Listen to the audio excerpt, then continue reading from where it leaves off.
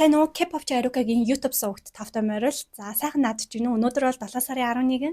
За бас дээрээс нь Blackpink хамтлаг Jump дууныхаа аль бие усны бичлэгийг цацж байгаа лээ. За одоо 12 жоохон өнгөрцөн байна. Би одоо reaction бичлэгээ хийх гээд тэгээ анх удаа тэр бичлэгийг үзэх гээд байж гин. Тэгээ бас тэр дууны үгийг нь очиулцгаая. Тэгээ бичлэгийг эхлэхээс өмнө лайк дараарай, subscribe дараарай.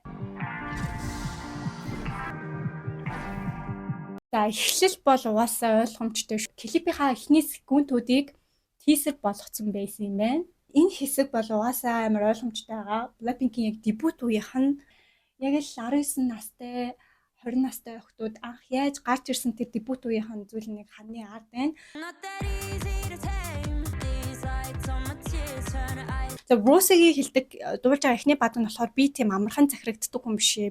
Яг энэ гэрлийн доор нулимс минь ингээд мэс болохыг харсан бидтэй. Тэгэхээр яг энэ артлын хаан ингээд дебют үеийнх нь зураг тэгээд урталт нь ингээд би ийм олон зүйлийг туулсан. Би ерөөхдөө бол маш олон зүйлийг туулсан гэж харсан бидтэй гэд утгаар илэрхийлж ийн гэж бол бодож байна.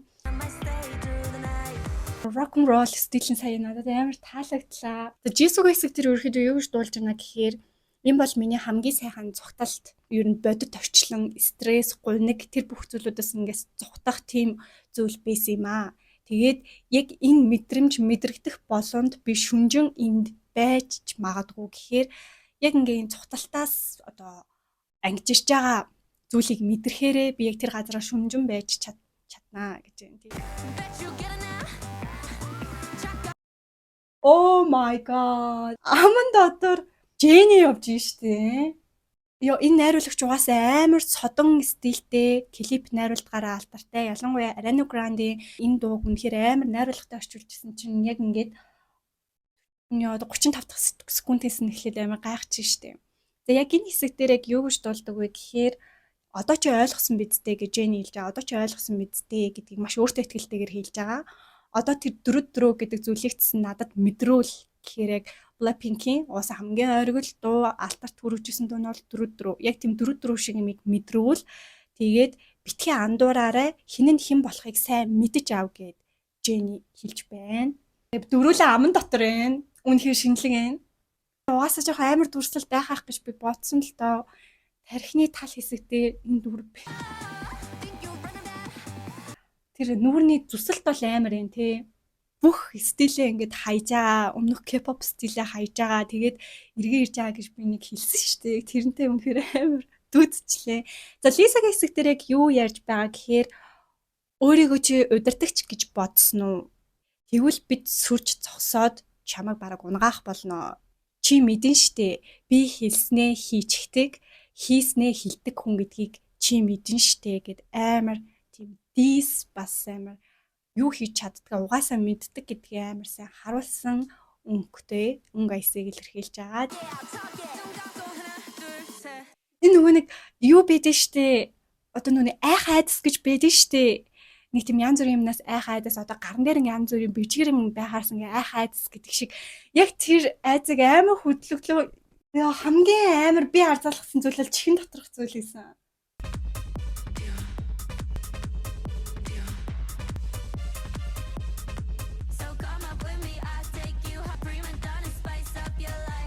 Дахилтын галзуу фэнүүд бол бид нар блинкчүүд.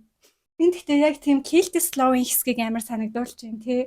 Гинт хэсэг дээр юу гэж байгаа вэ гэхээр яг Rose-гийн хэсэг нь болохоор тиймээс над дээр хүрээ дээр би чамайг оргилдон наваачи. Би чамайг оргил руу хөтлөх болно. Тэгэнгүүтээ чи Pira Madonna шиг амьдралыг амтлах болно гэж байгаа.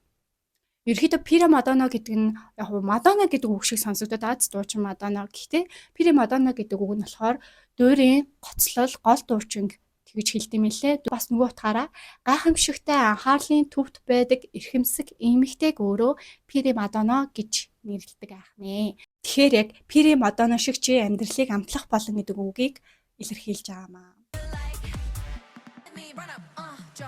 Чиний дуртай зүйл зөвхөн надад л бий гэд маш гоё зөвнөр хэлж байгаа. Тэгээд тиймээс хүрээ дээр гүүгээ дээр тэгээд үсэр.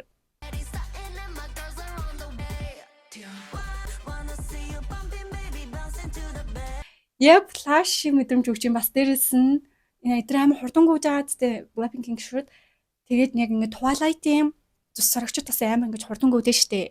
Яг тэр мэдрэмжийг амар өглөө. Америкийн одоо хүн аалз, одоо төмөр хүн янз бүрийн комик номууд идэв штэ. Комик сэтгүүл яг тийм стилтэй бүр.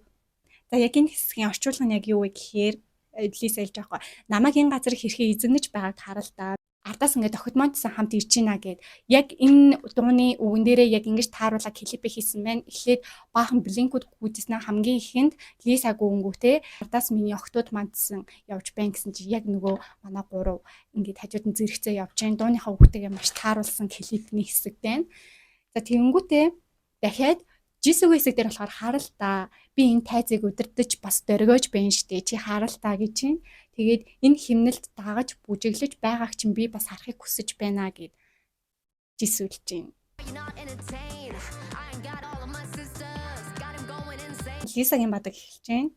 За зугаатай байна уу? Гэхдээ би энийг тайлбарлах шаардлагагүй штэ. Би эгч нартайгаа хамт бүгдийг галзууруулж байна гэд угаасаа галзуурцсан блинкүүд одоо ингээд донцсон блинкүүд ингээд Blackpink-ийг тойроо зогссон байна.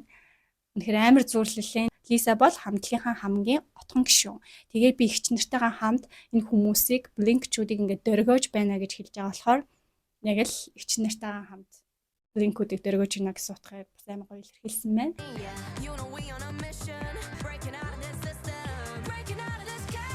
Жэнигийн кэр нөгөө блинкүүд нь ингээд Жэнигийн нөгөө тишээ хав нөгөө блинкүүд нь ингээд яг ингээд дагаж намраад байгаа юм биш үү тий.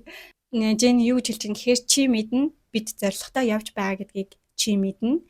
Тэгээд маш хурдтай бас ингээд тоормос байхгүйгээр цогцолтгүйгээр явж байгаа гэдгийг чи мэднэ. Тэг би системийг эвдээд энэ тор буюу одоо энэ газраас гарч байна гэдэг утгыг илэрхийлж байгаа.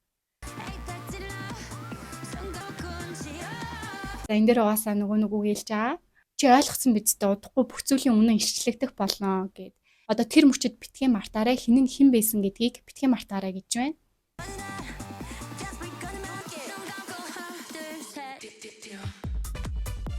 Вау. Жис бүр флаш шиг шүү. Яг флаш гэж хэлсэн баг үнэн байна. За одоо төгсгөлийн хэсэг бас ямар хайхын харъя.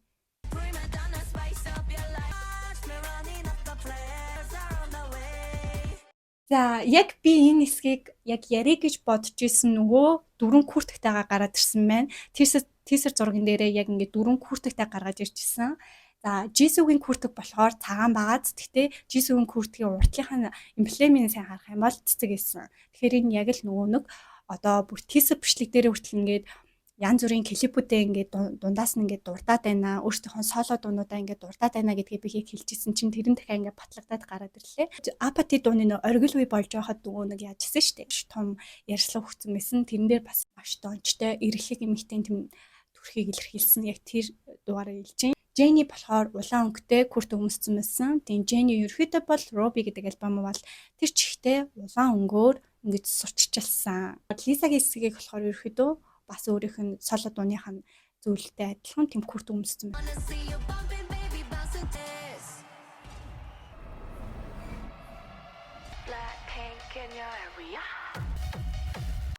Йоо яг тоглолт дээр нь байгаа юм шиг санагдчихлаа.